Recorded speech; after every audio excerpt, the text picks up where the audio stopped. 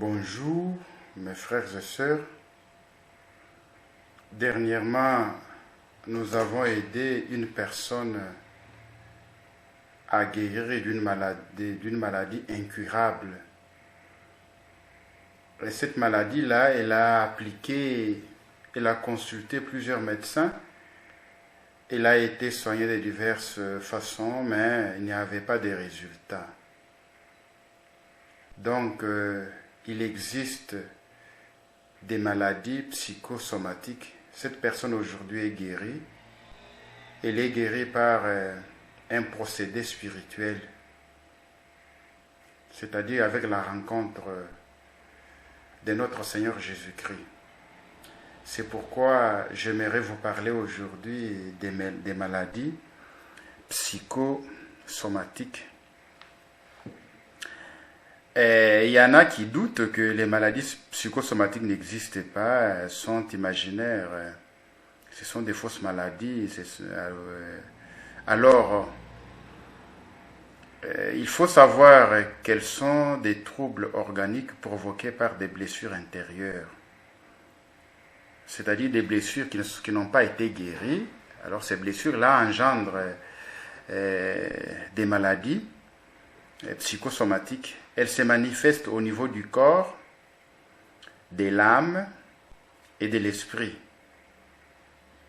Elle aurait été découverte depuis la haute antiquité en Égypte, mais n'a été réellement acceptée qu'après la découverte de l'inconscient à l'époque de Freud, celui qui a soutenu l'interaction entre le psychique et l'organique. La question des liens entre l'esprit et le corps est présente dans l'Antiquité.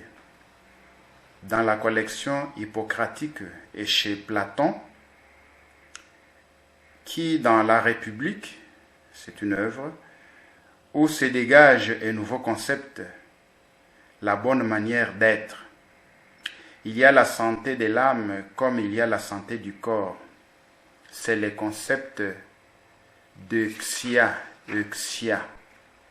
Donc ceux qui ont étudié Platon connaissent très bien ce concept. Le psychique affecte le physique et inversement. Les maladies psychosomatiques sont les résultats de l'interaction entre le système nerveux et le système immunitaire. Le corps et la psyché sont intimement liés. L'un ne peut vivre sans l'autre. Et ils sont en constante interaction. En fait, les maladies psychosomatiques sont caractérisées par des symptômes physiques qui affectent un organe ou un système physiologique et dont les causes sont essentiellement émotionnelles. Un traumatisme psychologique, par exemple le décès, le divorce, la séparation, l'accident, perte d'emploi, peut provoquer la chute brutale de nos défenses naturelles et provoquer une infection. Ce sont également des effets logiques des chocs émotionnels, donc des soucis. Elles sont incurables par des moyens thérapeutiques. Seul Dieu est capable de les traiter. Matthieu chapitre 6, du 25e au 34e verset, Luc chapitre 4, du 14e au 18e verset, Proverbe chapitre 23, du 4e au 5e verset, Proverbe encore chapitre 30, du 7e au 9e verset. Plusieurs auteurs affirment que les soucis, les préoccupations sont motivés par le diable pour nous détruire, car ils font disparaître la paix intérieure chez l'homme. Celui-ci nous fait croire qu'il n'y a point de solution pour nous, ce qui entraîne d'autres dans les cas de suicide, c'est le cas de Judas, alors que Dieu peut nous secourir et nous pardonner, le cas de Simon-Pierre. Cependant, des études menées justifient également que dans certains cas, l'homme en est lui-même l'auteur.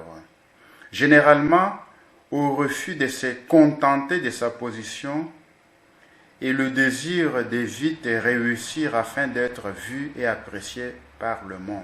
Donc son orgueil. Donc il y a trois niveaux. Il y a le niveau, le niveau du corps, le niveau de l'âme et le niveau de l'esprit. Commençons avec le niveau du corps. Quelles sont les conséquences des maladies psychosomatiques au niveau du corps? Nous pouvons noter quelques symptômes attestant les maladies psychosomatiques dans la vie d'une personne. Ils peuvent se manifester à travers plusieurs maladies, dont nous citons quelques-unes. Le manque d'appétit, les vertiges, les maux d'estomac, la gastrite, l'insomnie, l'amaigrissement, les fortes fièvres, les courbatures, les vieillissements précoces, l'hypertension, l'amnésie, les palpitations cardiaques, les troubles respiratoires, entre autres l'asthme, bronchite, les troubles des règles chez la femme, la frigidité changeant ainsi la douceur de la femme en agressivité, la stérilité, l'avortement, l'accouchement prématuré, les hémorragies, la peur subite et terrible provoque souvent la diminution des globules blancs et qui est à la base des signes faisant croire aux symptômes du sida. La boulimie et l'anorexie pourraient avoir un lien étroit avec les blessures intérieures non guéries. Au niveau de l'âme, ici il y a une référence biblique, au niveau de l'âme, l'âme est le siège des sentiments, des émotions et de la volonté humaine, de l'intelligence, de la mémoire, de l'association d'idées et des phénomènes qui forment le psychique. Et quand l'âme est atteinte ou affectée, cela entraîne souvent l'affection du corps.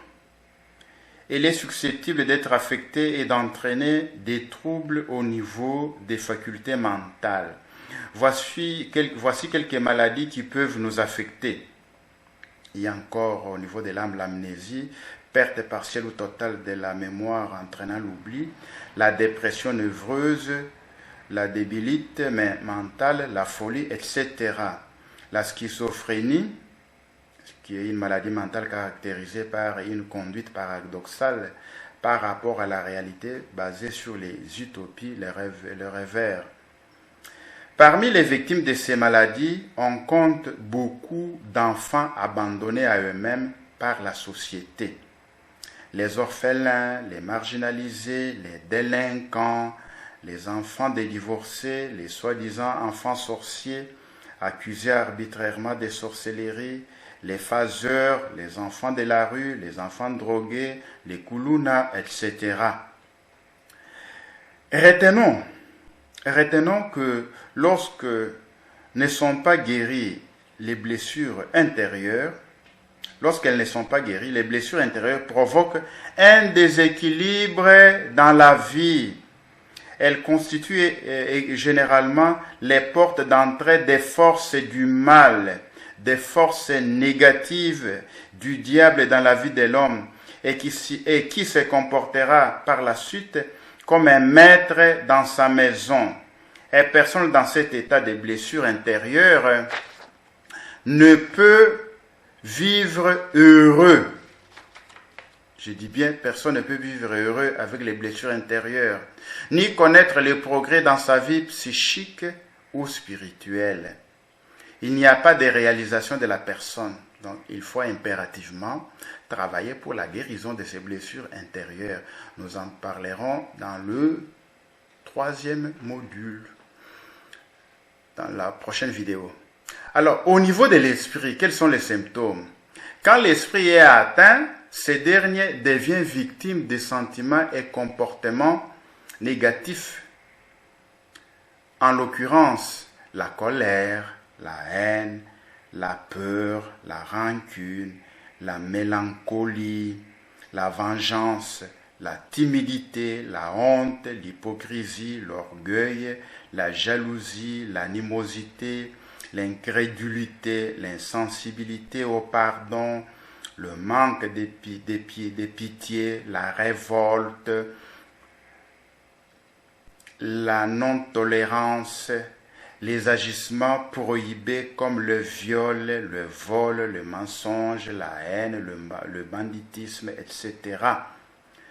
La dépression nerveuse peut pousser au meurtre et au suicide, au dérèglement du raisonnement. Très souvent, quand l'esprit est affecté, on n'a pas non plus de succès dans tout ce que l'on peut entreprendre dans sa vie. On se sent en défaillance devant les épreuves, des fois même sans les avoir affrontées. Par exemple, l'examen scolaire, académique, professionnel et l'accouchement. Par contre, un esprit bien entretenu donne la santé aux muscles et aux os, car Dieu prend soin de tout. Plusieurs études ont démontré que beaucoup de maladies psychosomatiques avaient pour origine les blessures intérieures. Cependant, nous constatons dans la vie pratique que le pardon joue un rôle important dans la guérison tant des blessures intérieures que des maladies psychosomatiques, et cela dans la vie de l'offensé comme de l'offenseur. Cela appelle de notre part d'avoir la culture du pardon. Comment guérir alors des blessures intérieures et de leurs conséquences qui sont les maladies psychosomatiques? J'en parlerai dans la prochaine vidéo. Entre-temps, en passant, je vous dis ce que je vous ai dit au début. Il y a une semaine, une femme a été guérie d'une maladie psychosomatique qu'elle avait depuis des années. Elle a été guérie parce qu'elle avait décidé de pardonner.